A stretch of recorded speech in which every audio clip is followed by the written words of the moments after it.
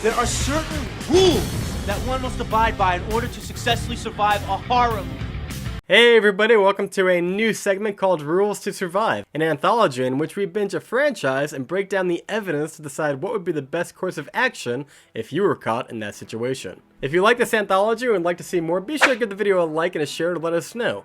Living in a haunted house is something that nobody plans for. Chances are that you got this place on the cheap and know nothing about the previous tenants. However, if you do find yourself being haunted by a demonic presence, fear not. These are the 6 rules for surviving the Conjuring movies. Number 1. No more doors. You ever notice that whenever a demon is out to get you or someone you care about, it slams the door right in your face? Or maybe it's closed and you can't seem to get it open, resulting in you having to hack it open with a hatchet.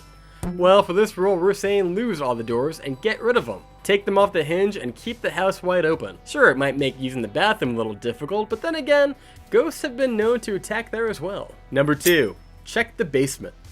Whenever Ed and Lorraine go to check out a new house, they seem to neglect the basement, which is pretty odd, quite frankly.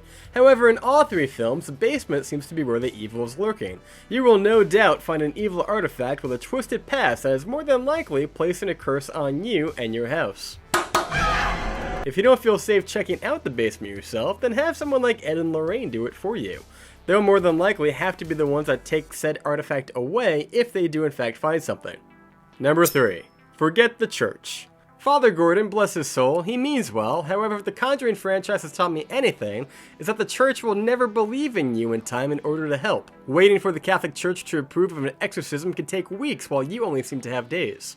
Now don't get me wrong, collecting evidence is still a solid idea, especially if you want to convince Ed and Lorraine. However, at the end of the day, there will never, and I repeat never, be enough time to get to your local church, and Ed and Lorraine will have to perform the exorcism right here and now. We gotta get Father Gordon out here. He's too far away, she won't make it. Number 4.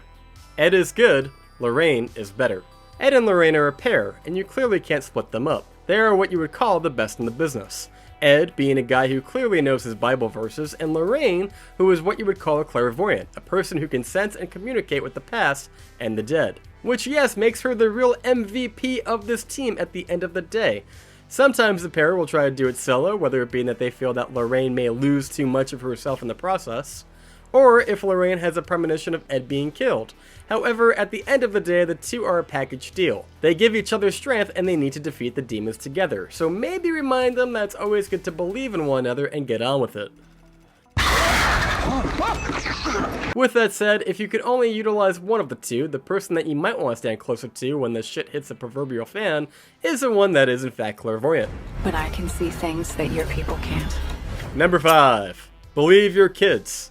I will admit, the Conjuring franchise, especially in its 2 sequels, have been pretty good about this. However, we cannot stress enough the importance of believing the kid that tells you that a ghost pulled its blanket off in the middle of the night. As we know from the first film, the spirit likes to attack their victims in 3 stages.